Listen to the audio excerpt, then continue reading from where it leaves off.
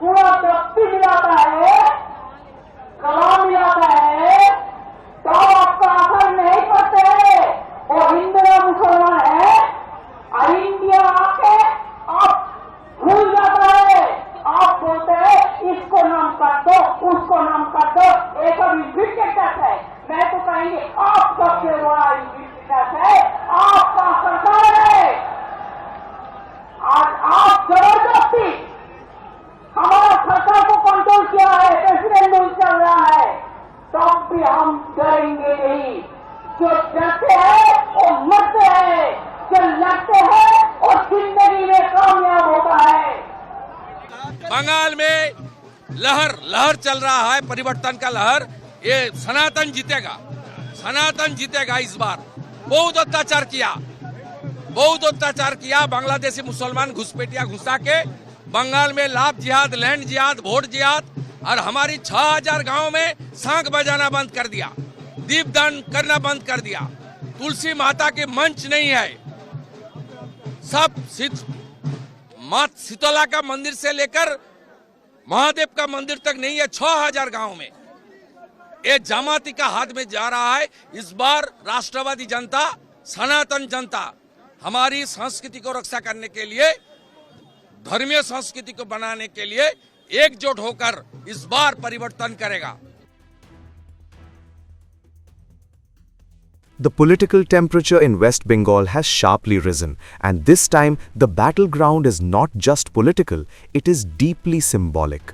On the occasion of Eid al-Fitr, Chief Minister Mamata Banerjee chose to step into the public spotlight, not just to offer greetings, but to send a strong political message.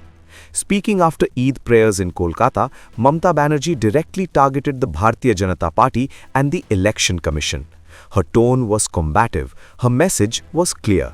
She accused the system of trying to silence voters, alleging that names were deleted from electoral rolls.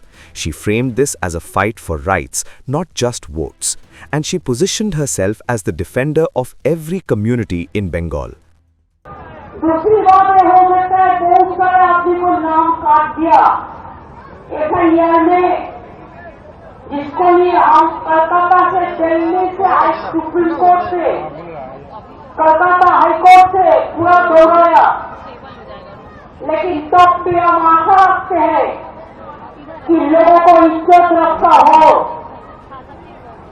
अगर कोई भी आप लोगों के पास नहीं है तो हम बंगाल का और सिटीजन का साथ, नागरिक का साथ, ऑल कम्युनिटी का साथ, ऑल कास्ट का साथ, ऑल सीट का साथ, आप लोगों को परिवार का एक मेंबर होके रह के आपको ये लड़ाई हम जारी रखेंगे।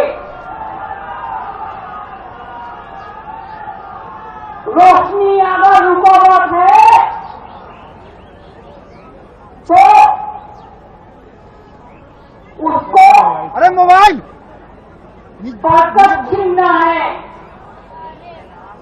हमारा अधिकार हम मोदी जी को नहीं लेने देंगे।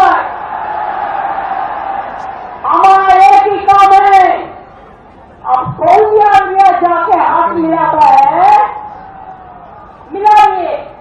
हम सब देश को पसंद करते हैं, हमारा देश को I am proud of my India, I am proud of the world. Let this message go to the world for peace, fraternity and friendship. आप जो दुबई में जाके, दुबई में हमारा दोस्त है इंडिया का, आप जो उधर में जाके पूरा व्यक्ति मिलाता है, कलाम मिलाता है, तो आपका असर नहीं पड़ते है।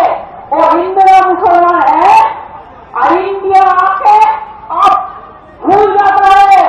आप बोलते हैं इसको नाम कर दो, उसको नाम कर दो, ये सब इन्विटेटर्स है।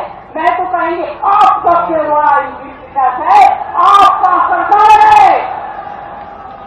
आज आप जबरदस्ती हमारा सरकार को कंट्रोल किया है, प्रेसिडेंट रूल चल रहा है, तब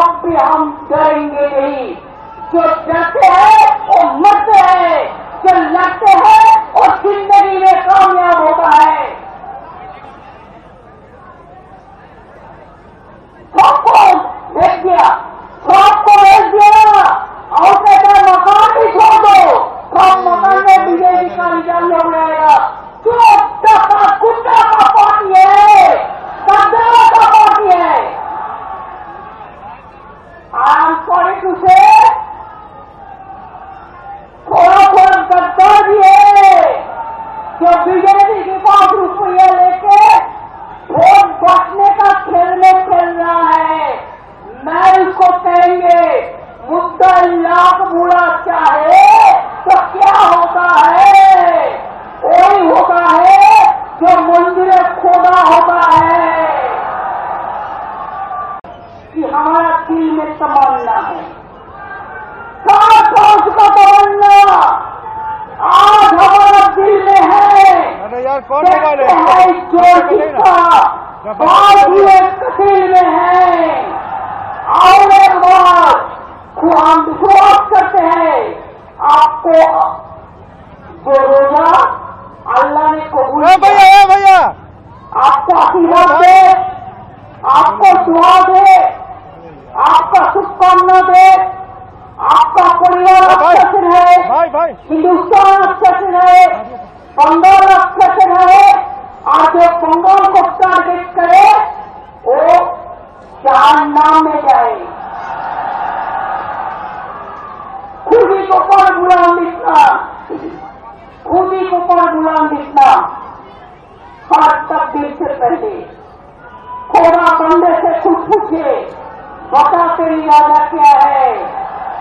हमारा इरादा एक ही है, बीजेपी हटाओ, देश बचाओ। जय हिंद, जय Bangla.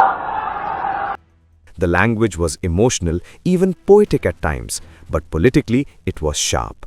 Mamta Banerjee signaled that this election is not just about governance, it is about identity, rights and resistance.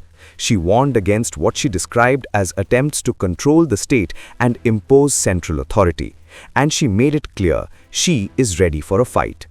But even as this message was being delivered from one side of Kolkata, a parallel political signal was unfolding elsewhere. Just a few kilometers away, at the iconic Kalighat temple, BJP leader Subendu Avishkari offered prayers. The timing was not incidental, it was strategic. On a day marked by a major Muslim festival, the BJP chose to assert its connect with Hindu religious identity. After the prayers, Subendu Adhikari launched his own attack. He spoke of cultural protection, of what he called threats to Sanatan Dharma, and of the need for political change. His words were direct and aimed at mobilizing sentiment. He invoked religion, security and identity all in one frame. माँ का आशीर्वाद भाजपा शुभेंदु अधिकारी के ऊपर रही। माँ मुझे शक्ति दे, मैं बंगाल के भला करने के लिए मोदी जी का नेतृत्व में काम करे। माँ ने ये दिया मुझे, माँ ये कमल दिया ने।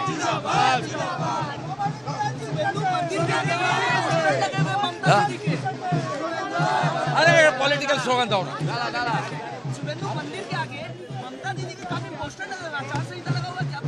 इलेक्शन कमीशन को पूछिए। मॉडल कोड ऑफ कंडक्ट लागने के बाद उन्होंने प्रत्याशी भी डिक्लेयर हो गया। उनका बात वो तो प्रत्याशी है, चीफ मिनिस्टर नहीं है, वो हटाना चाहिए।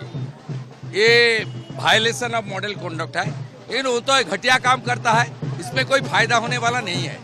आज जिस तरीके से साधु संत समाज से लेकर पूरा माँ काली माता का भक्त मंडली का आशीर्वाद मुझे मिला यहाँ।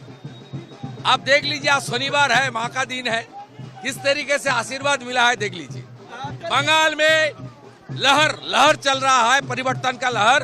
ये सनातन जीतेगा, सनातन जीतेगा इस बार। बहुत अत्याचार किया बांग्लादेशी मुसलमान घुसपैठिया घुसा के बंगाल में लाभ जिहाद, लैंड जिहाद, वोट जिहाद, और हमारी 6000 गांव में सांख बजाना बंद कर दिया, दीपदान करना बंद कर दिया। तुलसी माता के मंच नहीं है, सब मात शीतला का मंदिर से लेकर महादेव का मंदिर तक नहीं है। 6000 गांव में ये जमाती का हाथ में जा रहा है। इस बार राष्ट्रवादी जनता, सनातन जनता हमारी संस्कृति को रक्षा करने के लिए, धर्मीय संस्कृति को बनाने के लिए एकजुट होकर इस बार परिवर्तन करेगा। वो झूठा, पूरा झूठा। What emerges is a clear picture of a campaign that is no longer confined to development or policy. Religion is now a visible layer in Bengal's electoral narrative. On one side, Mamta Banerjee projects inclusivity and rights. On the other, the BJP sharpens its message around cultural identity and nationalism. The clash is not subtle, it is direct, it is visual, and it is unfolding in real time. The Election Commission too finds itself pulled into this political crossfire. Allegations of voter roll manipulation and violations of the Model Code of Conduct have added another layer of tension. Trust in the electoral process is now part of the political debate. For voters, the messaging is intense and contrasting. One side speaks of unity across communities, the other speaks of protecting tradition and identity. Both are trying to shape perception, both are trying to define the stakes. As Bengal moves closer to elections, one thing is clear. This is not just a political contest. It is a battle of narratives, a battle of symbols, and increasingly, a battle where faith and politics are intersecting in a very visible way.